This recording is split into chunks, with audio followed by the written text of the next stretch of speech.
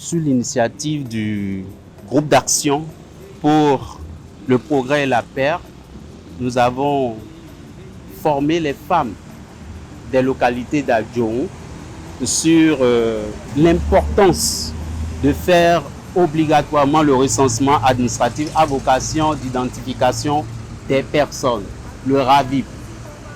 Parce que depuis l'avènement des nouvelles réformes de l'état civil, sans ce recensement, nous ne pouvons plus rien faire. Donc c'était le lieu de les informer, de les sensibiliser sur l'importance de sortir massivement pour aller se faire enrôler.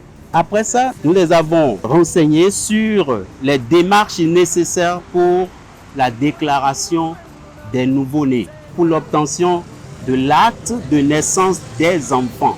Vous n'êtes pas sans savoir que, conformément aux tests et lois sur le droit des enfants en République du Bénin, chaque enfant a le droit d'avoir un acte de naissance.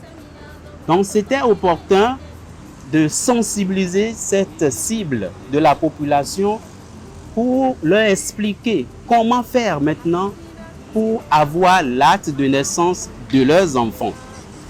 Après ça, nous avons parlé de ce que c'est que l'acte de reconnaissance de paternité.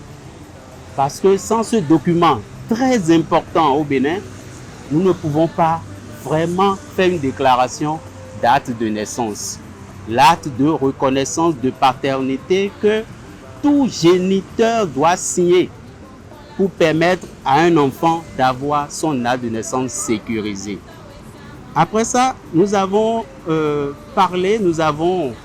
expliqué aux dames les démarches nécessaires pour obtenir l'acte et le certificat d'identification personnelle.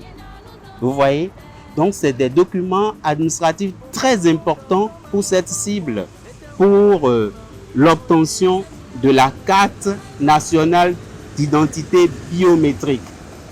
Et tous les documents que je viens de citer, pour les avoir, il faut nécessairement le recensement administratif à vocation d'identification des personnes qu'est le RAVIP. Donc nous avons insisté sur le fait que toutes les femmes qui étaient présentes à cette formation doivent aller se faire le RAVIP le plus rapidement possible. Après ça, toujours dans le but d'attirer leur attention sur l'avantage du RAVIP, nous avons aussi abordé le microcrédit à l'AFIA. Parce que pour bénéficier des avantages du microcrédit à l'AFIA, il faut nécessairement la carte d'identité biométrique. Nous avons expliqué les démarches et les procédures pour l'obtention de la carte d'identité biométrique. Je crois que c'est l'essentiel des points que nous avons eu à aborder au cours de cette formation. Et c'était à la satisfaction de tous, puisque c'était en langue vernaculaire. Donc chaque femme avait la possibilité d'exprimer sa préoccupation et de concert avec la coordonnatrice du projet. On a essayé de donner satisfaction à toutes les préoccupations qui ont été énumérées. Avec les nouvelles réformes de l'état civil, bien étant femmes de prisonniers, elles n'auront aucune difficulté.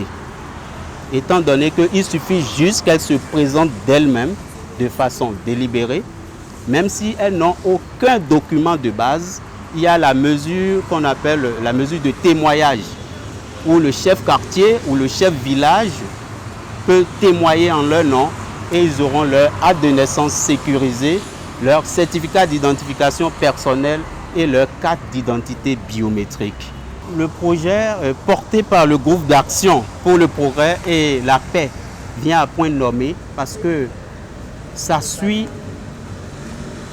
les exigences des réformes imposées par le chef de l'État.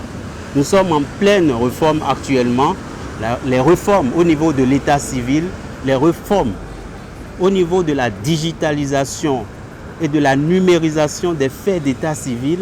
Et je crois que le gouvernement peut même accompagner cette organisation non gouvernementale pour plus d'impact dans d'autres villages, dans d'autres contrées, pour le bonheur des populations et surtout les femmes vulnérables dans notre pays.